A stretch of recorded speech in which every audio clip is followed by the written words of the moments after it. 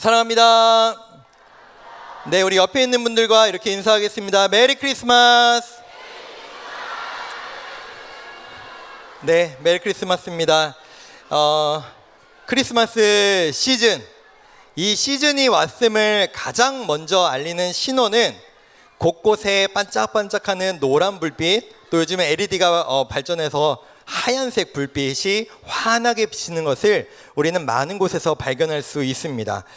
그런데 제가 최근 들어서 더 느끼는 것은 이 화려한 불빛이, 성탄의 이 시즌을 알리는 이 불빛이 교회보다 백화점이나 카페에 더 일찍, 그리고 더 화려하게 이 장식들이 이제 세팅이 되는 것을 많이 발견하게 됩니다. 마치 우리가 더 화려해, 우리가 더 예뻐라고 경쟁을 하는 듯하게 그렇게 장식을 하는데요. 혹시 이번 겨울에 이 성탄 장식, 크리스마스 장식을 보시려고 백화점이나 카페에 가신 적이 있으신가요? 네, 저도 가고 싶은데 부럽습니다. 네, 이런 크리스마스 장식을 사람들이 얼마나 보고 싶어 하는지 이제 몇 년이 됐는데, 가장 유명한 장소 중 하나가 여의도에 있는 더현대 서울이라고 하는 곳입니다. 여기는 평일에도 가려면 예약을 해야 된대요. 예약을 해서 가서도 웨이팅을 해야 됩니다. 오늘 같은 주말이면 얼마나 또 대기하고 기다려야 될까요? 제가 AI에 한번 물어봤습니다. 이 성탄 시즌에 어디에 가면은 이 예쁜 크리스마스 트리를 볼 수 있냐라고 물어보니까 더현대 서울하고 명동에 있는 신세계 백화점하고 잠실에 있는 롯데월드를 가라고 하더라고요. 네, 교회보다도 백화점이나 이런 쇼핑몰, 카페 같은 곳이 더욱더 화려하게 되어 있는 것 같습니다. 우리 주일학교 친구들에게 한번 질문하겠습니다. 여러분, 왜 교회가 아니라 백화점이나 카페가 교회보다 더 예쁘고 더 화려하게 성탄의 불빛을 장식할까요? 와, 제가 할 말이 없어졌어요. 다 알아요. 이미 다 알고 있습니다. 네, 사람들 많이 오라고 조금 더 노골적으로 얘기하면 돈 때문이죠. 예, 예쁘게 해놔야, 반짝반짝하게 예쁘게 해놔야 사람들이 모이고, 여러분 그 성탄 장식 해놓은 거 보니까 와, 몇 억씩은 들 것 같더라고요. 수십억 원 들 것 같은데, 그거 이상으로 더 많은 돈을 벌 수 있으니까 돈 때문에 그 예쁜 장식을 하려고 합니다. 그런데 문제는 뭐냐? 우리는 크리스마스에 대한 참된 의미를 알고 있지만, 아무리 예쁘게 장식을 하고 아무리 화려하게 반짝반짝하게 크리스마스 트리를 만들고 장식을 해도 그분들의 마음 가운데, 그분들의 중심에는 가장 중요한 한 분이 안 계시다라는 거죠. 오늘 우리는 이 저녁 시간, 황금 같은 이 연말에 와, 이렇게 빠르게 2층과 4층에 꽉 차는 건 처음 봤습니다. 지금 1층도 꽉 찼고요, 5층으로 가고 계시대요. 왜 우리는 이 시간에, 이렇게 황금 같은 시간에 이 자리에 모이는 걸까요? 오늘 지금 이 시간에는 아마도 크리스마스를 맞아서, 연말을 맞아서, 주말을 맞아서 화려하고 실력 좋은 아이돌 가수들이 크리스마스 콘서트를 지금 이 시간에 진행하고 있는지도 모릅니다. 우리 교회 성탄 장식 예쁘죠? 네, 이쪽에 눈사람도 있고 밖에도 트리 있고 안쪽에도 트리 있는데, 솔직히 말하면 백화점만 못하죠. 네, 백화점만 못한 성탄 장식, 우리 자녀들이 이 시간 열심히 준비한 이 발표가 우리가 보기에는 아이돌보다, 가수들보다 훨씬 예쁘겠지만 사실 실력을 어떻게 비교할 수 있겠습니까? 그러나 이 시간, 그 어떠한 화려한 불빛보다, 그 어떠한 실력 좋은 아이돌이나 가수의 공연보다 이 시간이 값진 이유에 대해서 오늘 성경 본문은 말하고 있는데요. 우리 다시 한번 오늘 성경 본문 이사야 9장 2절을 함께 읽어보겠습니다. 시작.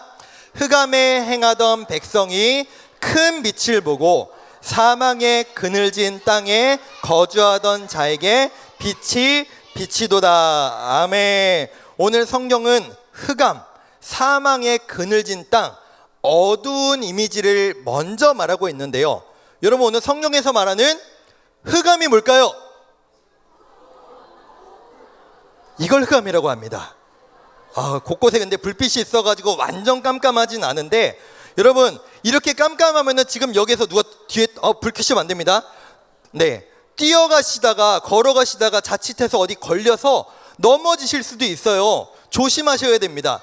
여러분, 저는요 최근에 이 흑암의 무기력함을 많이 경험하거든요.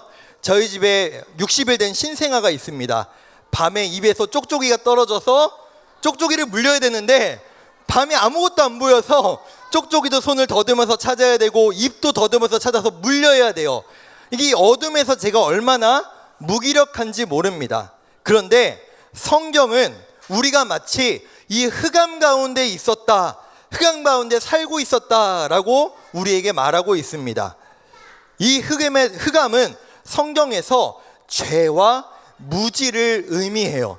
우리가 죄 가운데, 우리가 아무것도 알지 못하는 죄가 무엇인지, 죄가 아닌 게 무엇인지, 우리가 어떻게 살아가야 되는지를 전혀 모르는 삶을 살아가고 있었다라고 말합니다.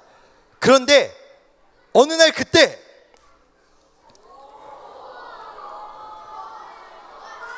하나님께서 우리에게 빛을 주셨다라고 오늘 성경은 말하고 있습니다. 제가 무섭나요? 네, 빛을 주셨다고 성경은 말하고 있습니다. 이 빛이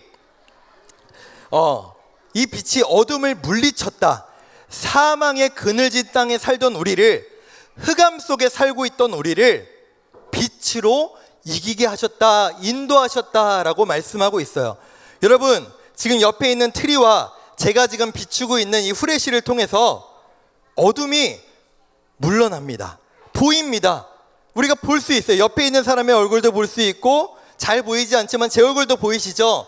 그렇습니다. 어둠은 빛을 이길 수가 없습니다. 마치 이와 마찬가지로 하나님께서는 우리에게 빛을 보내주셨는데요, 이 빛이 우리에게 어떻게 임했을까요? 우리 성경 말씀, 오늘 본문 뒤에 있는 9장 5절 말씀도 보겠습니다.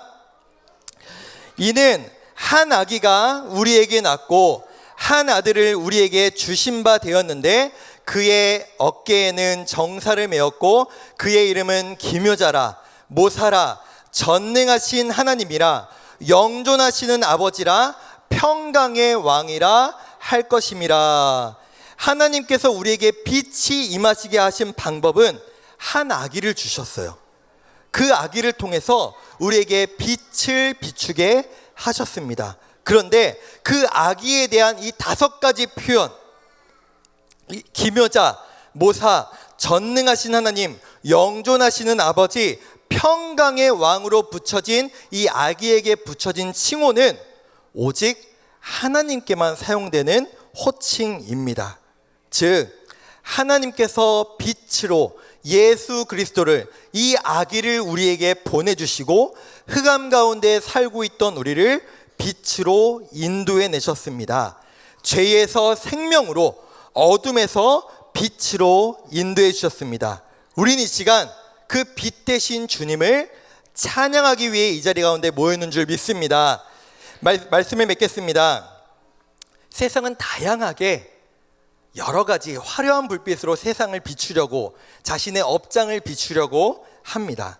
그러나 그 빛이 아무리 화려하고 밝을지라도, 크리스마스를 즐기려고 실력 좋은 아이돌과 가수들을 찾아가는 콘서트장에 갈지라도 우리를 생명으로 구원하시고 우리를 어둠에서 빛으로 인도하신 예수 그리스도의 그 빛에 비할 수 없는 줄 믿습니다. 오늘 이 시간 우리 자녀들이 하는 공연 얼마나 예쁠까요? 얼마나 그 영상 남기고 싶으실까요?